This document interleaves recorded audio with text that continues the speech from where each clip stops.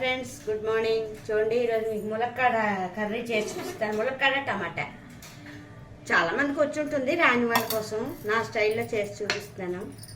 Okay friends, కడాయి పెట్టుకుని ఇగో oil వేసుకోవాలి కొంచెం తగినంత.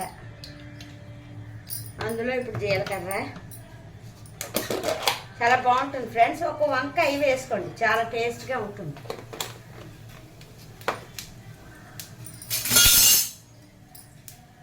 జీలకర్ర కొంచెం వేగిన తర్వాత ఆనియన్స్ మనకు కావాల్సినవి,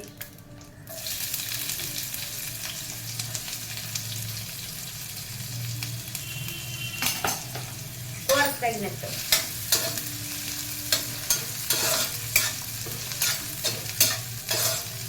చాలా ఈజీగా సింపుల్గా అయిపోతుంది ఫ్రెండ్స్, ఫాస్ట్గా అయిపోతుంది ఉడకపెట్టుకుంటే. కూరలని మసాలాలన్నీ వేస్తాం కదా, ఇందులోని ఉప్పు పసుపు వేసి ఉడకపెట్టాను. చూడండి, చక్కగా ఉడికిపోయింది ములక్కాడ. ఒక్క వంకాయ వేసి ఉడికిస్తాను. కొంచెం వేగాక అప్పుడు మిగిలిన యాడ్ చేస్తాను.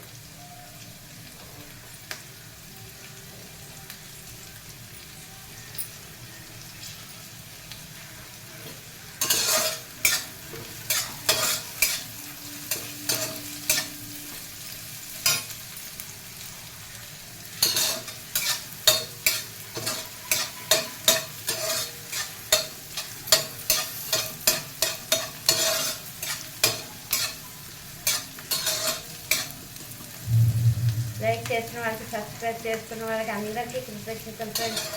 థ్యాంక్ యూ సో మచ్ నన్ను ఆదరిస్తున్నందుకు. నా ఛానల్ ముందుకు తీసుకెళ్తున్నందుకు మీ అందరికీ కృతజ్ఞతలు, ప్రణామములు.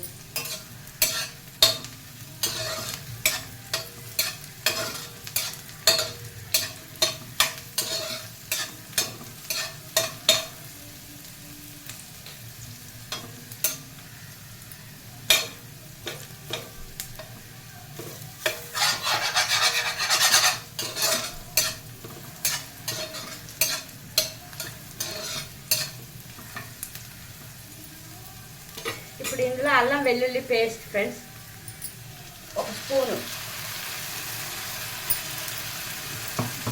తర్వాత ఇందులో కొంచెం కారం మనకు తగినంత టేస్ట్కి. ఎంత కారం తింటే అది వేసుకోవచ్చు. పసుపు ఇందులో వేయిస్తాం కాబట్టి వేయట్లేదు. పసుపు, ఉప్పు ఇలాగా చేసుకోవచ్చు. ఇందులో కొంచెం గరం మసాలా కూడా వేసుకోవచ్చు. మీరు చూసే కొంచెం ఉప్పు,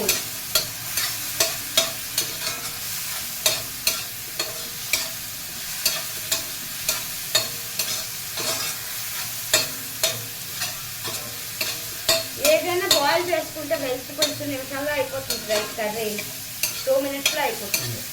చక్కగా బాయిల్ చేసుకుని వండుకుంటేనే ఆరోగ్యం కూడా. ఇప్పుడు ఇందులో ఉడికించుకున్న ములక్కాడ వంకాయ వాటర్తో వేయిస్తాను.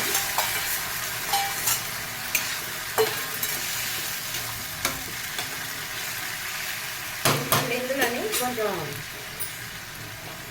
ఇది వేస్తాను, టమాటా పేస్ట్.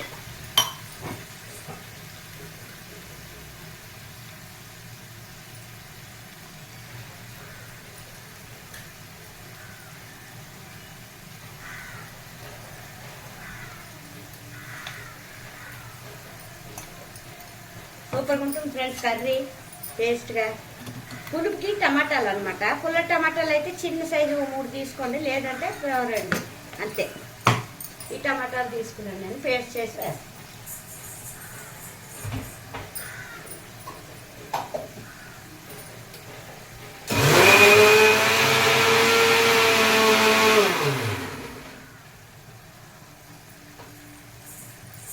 ఇలా కచ్చపచ్చగా తిప్పుకోవాలన్నమాట,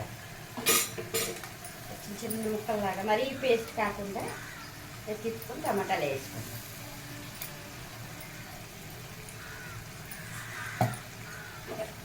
ఫ్రెండ్స్ కర్రీ రెడీ. ఉడికిపోతే దగ్గరికి కొంచెం ఉడికిపోతే కర్రీ రెడీ. సూపర్ టేస్టీ వంకాయ టమాటా ములక్కాడ టమాటా కర్రీ.